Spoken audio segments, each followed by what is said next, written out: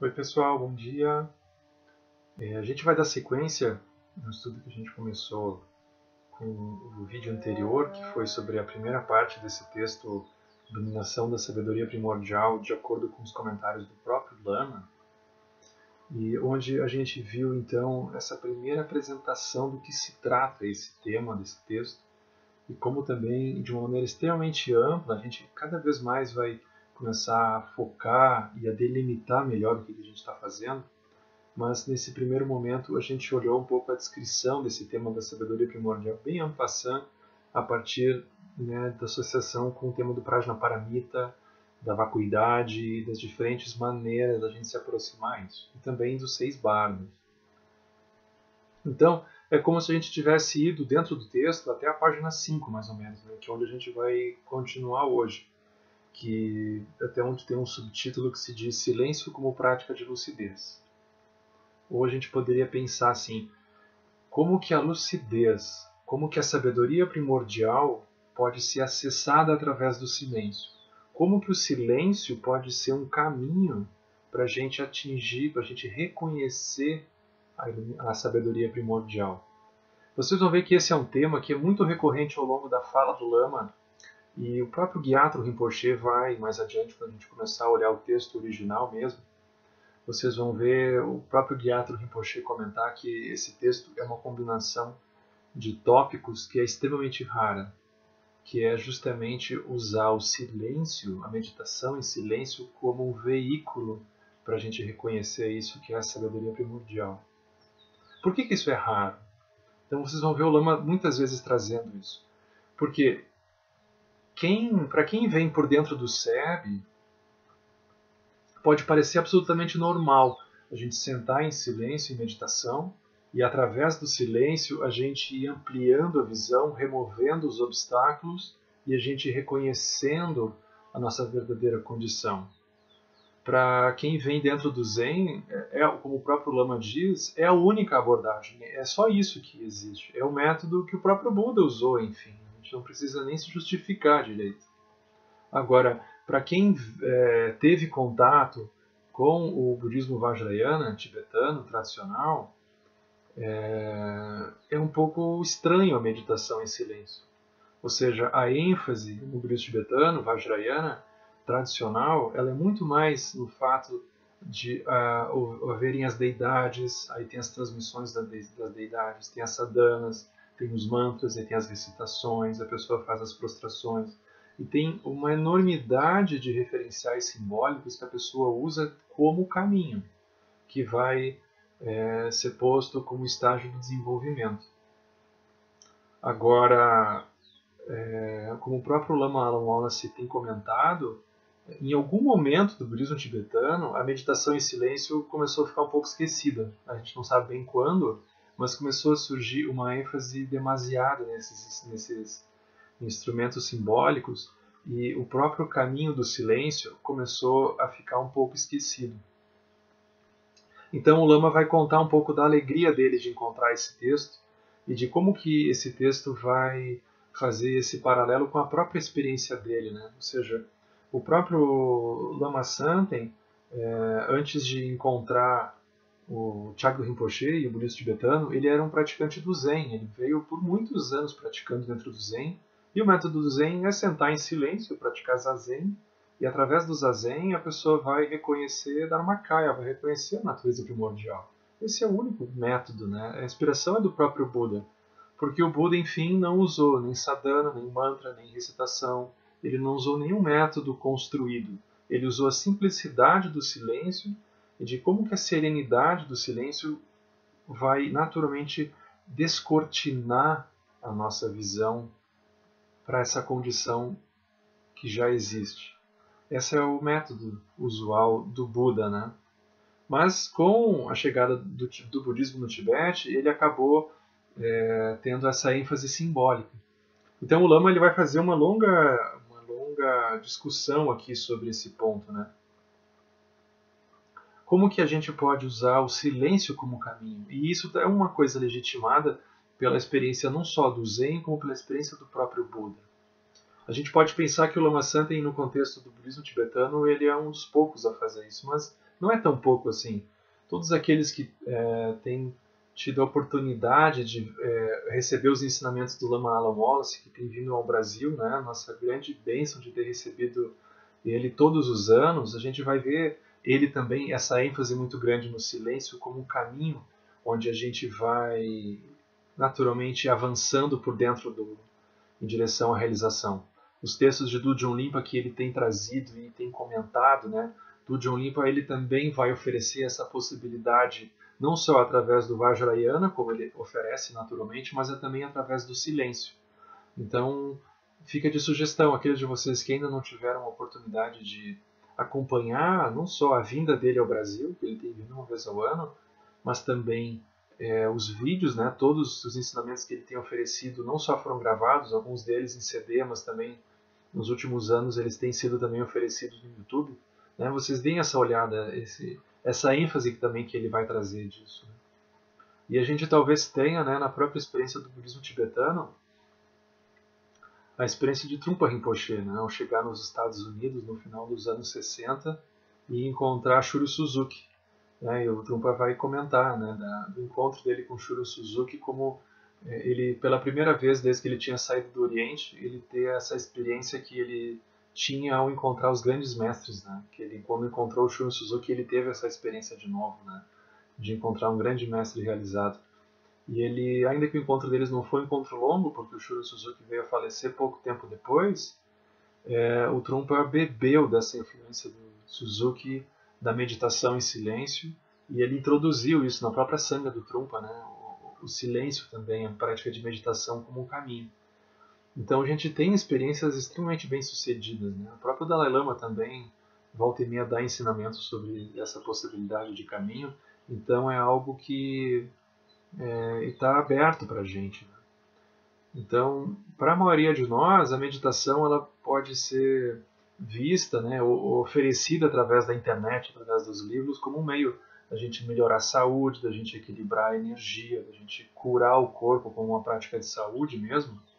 Mas aqui, esse texto, é como que a gente pode usar o silêncio como um caminho de lucidez, como que o silêncio pode se transformar no nosso trajeto, desde o reconhecimento da nossa situação como confusa dentro de uma bolha, dentro de avidya, mas como que o silêncio pode ser esse caminho que nos tira dessa condição que a gente pode reconhecer como sendo o mundo, até a condição de realização, até a condição da sabedoria primordial.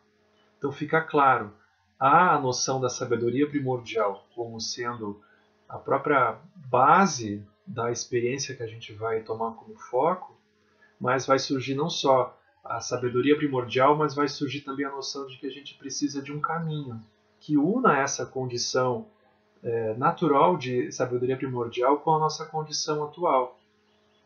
Então o caminho, o silêncio vai ser a união da nossa condição atual com a condição de lucidez. Ele que vai unir esses pontos todos. Né?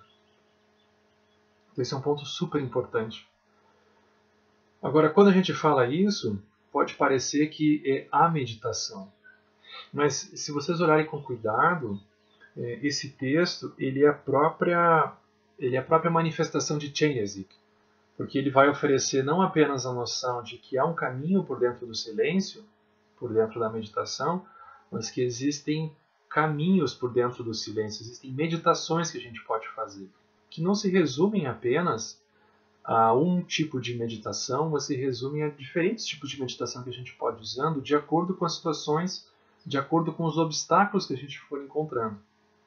Então, a meditação shamatha, existem diferentes maneiras de a gente praticar a meditação shamatha. E existe também, a gente vai usar, no próprio texto, vai ter também meditações que a gente vai olhar e pacificar e purificar as relações que a gente tem uns com os outros. Né? Então a gente pode usar o silêncio como uma maneira da gente pacificar as relações. E assim por diante.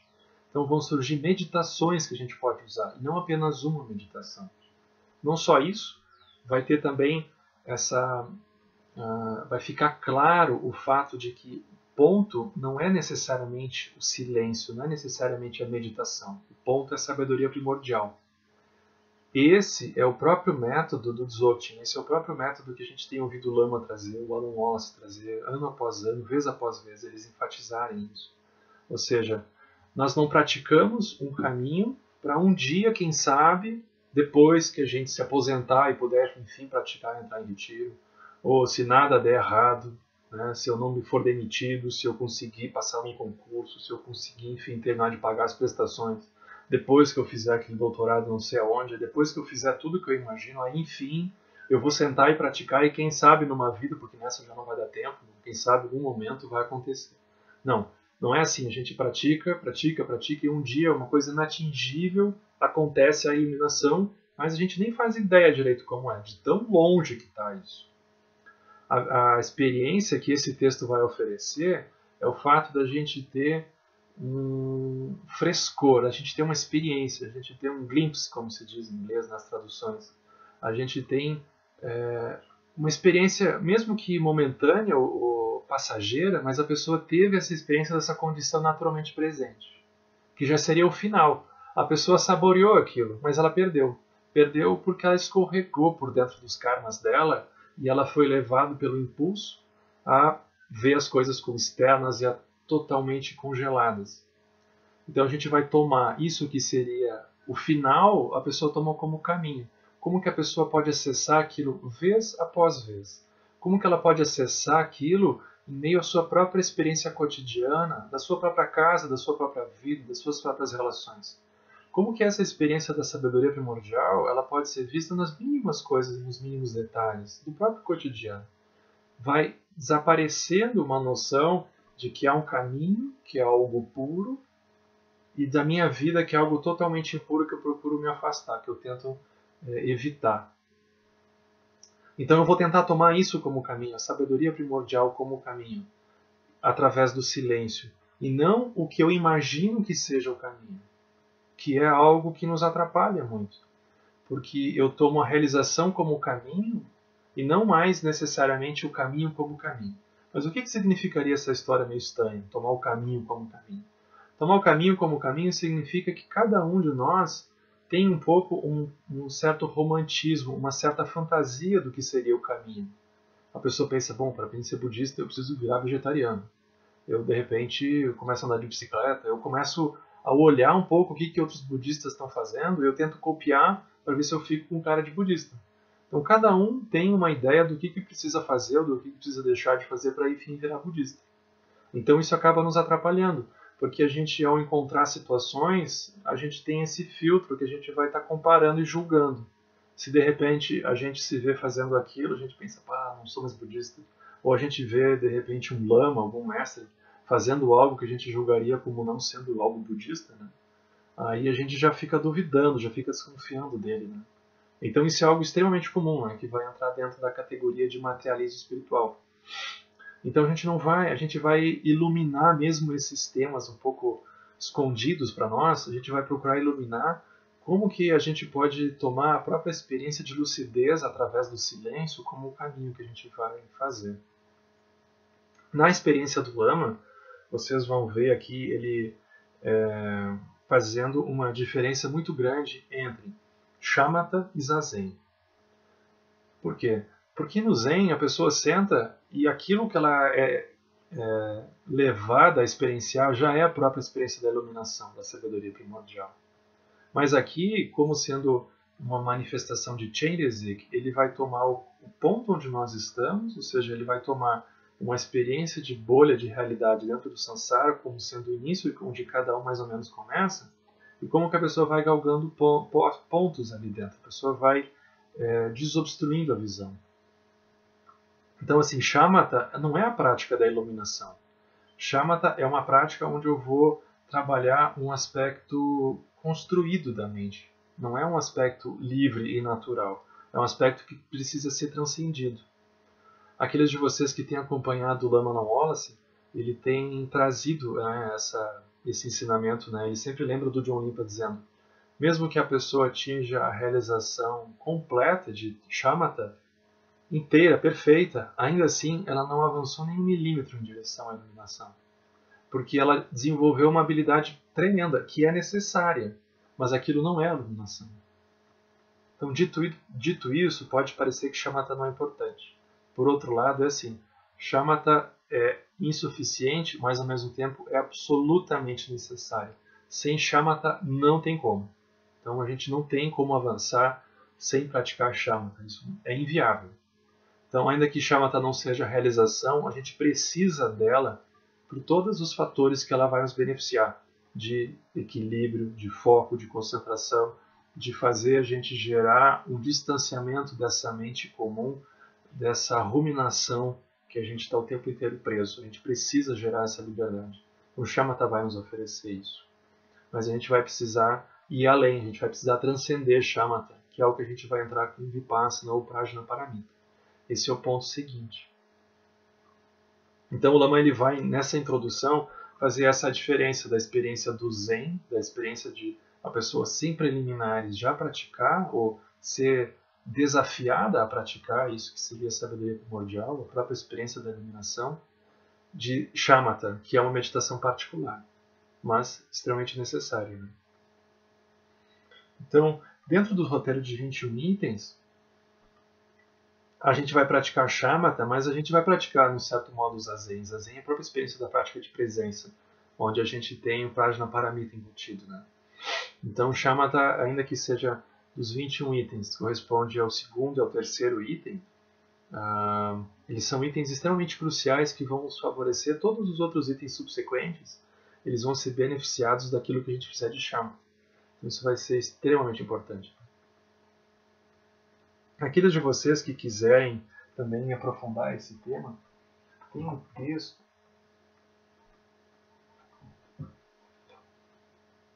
super interessante que é o Aquietando a Mente, que é esse ensinamento que o próprio professor Alan Wallace traduziu, do tibetano, de Dudjom Rinpa, que é a experiência de shamatha comentada. Então, a gente pode tomar também esse texto como uma referência nesse nosso diálogo, né? De como utilizar a experiência da meditação em silêncio da maneira mais produtiva, da melhor maneira possível. Né? Então, esse trecho é importante a gente enfatizar que existem diferentes caminhos, né? Mesmo nas diferentes sangas que a gente vai encontrando nos diferentes mestres, existem aqueles que vão dar uma ênfase no Vajrayana tradicional, no Vajrayana com sinais, da gente usar o aspecto simbólico como caminho, onde ainda assim shamatha é necessária, mas vão existir também aqueles mestres que vão oferecer um caminho exclusivamente a partir do silêncio para aqueles que tiverem inclinação. Não se trata da gente colocar num ranking daqueles que estão acima, daqueles que estão abaixo. São experiências complementares. Shamatha vai beneficiar o Vajrayana, aqueles que praticarem o Vajrayana podem praticar também o Vajrayana com sinais como uma experiência de shamatha. A própria pessoa, quando for construir uma visualização, for recitar um mantra, aquilo, se a pessoa tomar como uma experiência de shamatha, aquilo é extremamente útil, porque obriga a pessoa a se manter focada e equilibrada sustentando aquilo. Então, na grande sanga, na Maha Sanga que a gente vai encontrar, a gente vai ter essas diferentes experiências convivendo. Esse texto, ele vai, pelo próprio Gyatro Rinpoche, ele vai dizer, é uma experiência extremamente rara e única da gente unir, da gente aliar o silêncio à própria realização por dentro da experiência do budismo tibetano. Por isso que ele é tão precioso, por isso que ele é tão raro. Não só isso, ele vai transcender a experiência de meditação como sendo alguma coisa particular e vai oferecer um caminho por dentro do silêncio, diferentes práticas. Ele vai oferecer um trajeto que a gente vai poder percorrer ali dentro. Então, essa é a maravilha desse texto. Então, é importante a gente olhar com cuidado isso, né? A gente entender a importância da meditação, a importância e o contexto da meditação como caminho e não como resultado em si. O resultado, o produto do silêncio é a lucidez. Ainda assim, não é fabricado, é a condição natural.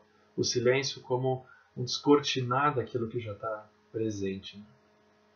Então, antes de entrar num novo tema, que também é extremamente rico, né, que é o que a gente vai entrar na sequência, que é o tema da fundação, a gente dá uma olhada com cuidado no papel do silêncio, no papel da meditação, das diferentes meditações que a gente vai encontrar. Né? Então a gente fica por aqui e boa prática para todo mundo.